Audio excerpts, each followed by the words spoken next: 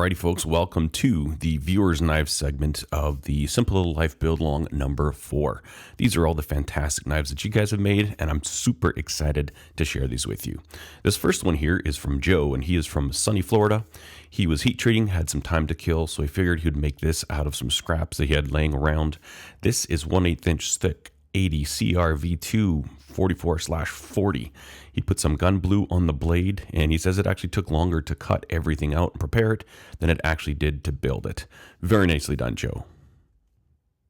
Next up, we have this build from Tracy, and Tracy used 1095 steel. He cut out this wooden template off the design, transferred it to steel, and went to town. I think this knife turned out really nice, very classic. I really like the wood that he used. He mentioned that he had a little mishap at the tip, and you can kind of see it's just a little bit rounded over there, but you know what? That's part of the progress of learning knife making. Thanks, Tracy, for taking part. I think you did a great job. Bill sends in this project. He's from Ripley, Oklahoma, and for this knife, he used a Nicholson file. He did a hollow grind, a tapered tang, and elk antler scales, and then he used a 16-penny nail to make a lanyard ring. I think this turned out fantastic. It looks like an old Western collector's piece or something like that. So, Bill, this looks really, really great. You did a fantastic job. Thank you for sharing this with us. This next one is a mildly shorter version of the project that we were all working on. The reason for that is that Austin, when he was making this, he accidentally broke off the tip of the blade while he was getting ready to hand sand. So he just ended up making it shorter. You know, they say that knife makers don't make mistakes, they just make shorter knives. Well, I tend to think that we do make mistakes from time to time, but we just know how to recover from them well. You did a great job, Austin. Thank you for sharing this with us. Also, he has a YouTube channel called Forged in the Hills. You can check that out. So this next project was submitted by Robert, and he did something really cool in that he used that inside radius of the build-along knife to make the belly of a second knife. He cut these out of 01 tool steel, ended up using a hand filing jig, the filing method of putting in bevels, and for the radius knife, the hawkbill knife, or the the raptor claw that we were all working on, he ended up using a half round file and was able to get that radius put in that way. I think he did a fantastic job. Really cool that you just saw an opportunity there to, hey, let's take the inside of this blade and make it the belly of a second blade. Very well done, Robert. Thank you for sharing. Todd shares this picture with us, and he is very new to knife making, and he said he had a really hard time putting in the bevel on this curved blade, and I agree 100%. That is not an easy thing to do by any stretch, but you did it, and he also said he had fun doing it, so that's excellent to hear. I think this looks great, and Todd opted to go with a paracord handle, keep things simple, and a really nice acid stonewash. Great job, Todd. Excellent job just getting in there, getting after it, and thank you for sharing this. This next submission comes from Jeff, and he's been making knives for about 3 years. He said he has a very simple setup with a 1x30 belt sander and a heat treat oven that he made. And he thought, you know what, this project looks kind of fun. Why not make 2 blades? And so that's exactly what he did. The one has a blue G10 handles. The other is a red heart wood. I think these look excellent. They both got a acid stonewash and little 01 tool steel action going on here. Very well done, Jeff. Thank you for taking part and for submitting these images. This next blade comes to us all the way from New Zealand. Graeme made this blade, and he used 1095 steel with brass handles and pins, and he decided to stipple part of the blade and handle for a bit of contrast. I think that is a really cool look. I like that, especially on the handle part there. To me, just the way the light bounces off of there, that is a really great idea. Graeme, thanks for taking part. Thanks for sharing these. From New Zealand, let's head to Bloemfontein, which is the capital of Free State Province in South Africa. Renier made this blade, and he's fairly new to knife making. This is the 6th knife that he's made, and I think this looks really cool. He used 4mm thick 14C28N stainless steel. The wooden scales are made of Jara, which is a West Australian species, and the pins are stainless steel. I think this turned out excellent, and I really appreciate all your kind words.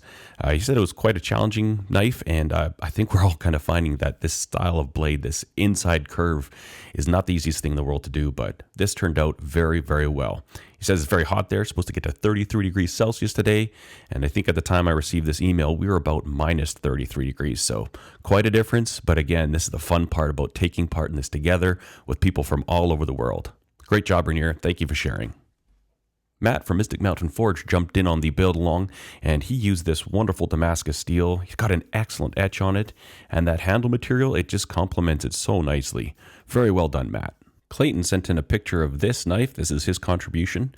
Looks like he's got some black and red G10, and he did bolt-on handle scales. I think this turned out great, Clayton. Nicely done. Next up, we're going to head to Belgium. Ron made this knife, and he used a saw blade for the steel. He said he didn't have any other stock, so may as well use what you have on hand.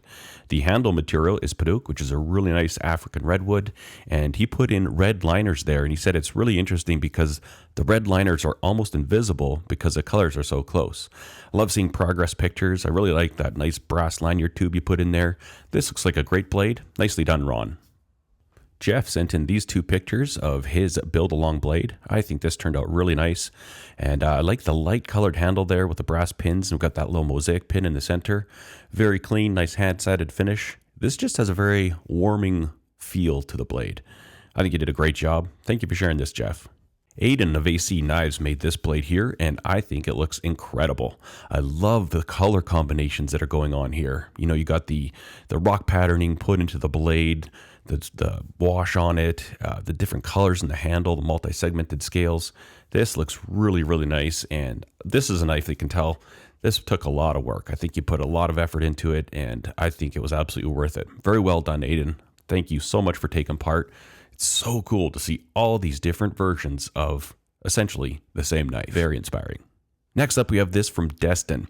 Now, one thing, when I'm featuring these knives, I'm sharing them in this video in the chronological order in which I received them to my email. And right after I received Aedan's, I received Destin's, and this looks so cool. The one thing I noticed immediately is that this one also has thumb jimping, and that's something I wish I would have added to the blade that I made. I really like this black G10 with the blue pins. They just jump out at you. Nice stonewash here, and I think this is an excellent looking blade. Destin said he has a lot of fun with these community builds and wants to do another one soon. I think that's a great idea. Destin, thanks for sharing this. Keep up the great work. This next knife is from Dylan of Trails Edge Knives, and to my knowledge, this is the only email that I've received from Canada. Dylan is from British Columbia, and he made this blade out of 1084 steel. Hardware is stainless steel, and for the scales, he used OD green canvas micarta with carbon fiber liner and aluminum segments in there. That looks so clean. I love the dull kind of, it's not shiny, it's not high polished, it just seems to fit, kind of subdued. Looks like the Tesla truck, maybe the Cybertruck. I just think that aluminum in the handle looks so great. Excellent work, Dylan. Thanks for sharing these. And man, this is a fantastic looking blade. And we're going to wrap this video up with this great looking blade from Wade. Wade has been making knives for a while now, but he's never taken part in anything like this. So I thank you for deciding to get on board, Wade. This knife turned out fantastic. He used 01 tool steel. The handle scales are some resin that he cast himself with black and blue liners. I think the color combination is excellent. And then we've got those really nice brass pins in there. Wade said it was quite a challenge to grind those bevels, as we've all seems to be the common theme with this knife. But this turned out really well. He also mentioned that he had a hard time taking photos, and his wife jumped in and helped, and I think she did an amazing job. Tell your wife she's a good knife photographer, Wade. Well, thanks for taking part, Wade. Thanks for everyone for taking part. Thank for you, the viewer, for watching this. This was a lot of fun to see different versions of essentially the same knife by so many talented, creative people from all over the world. I love doing this. We're going to be doing it again soon on this channel, so stay tuned for that, and I hope you have a fantastic day. Cheers.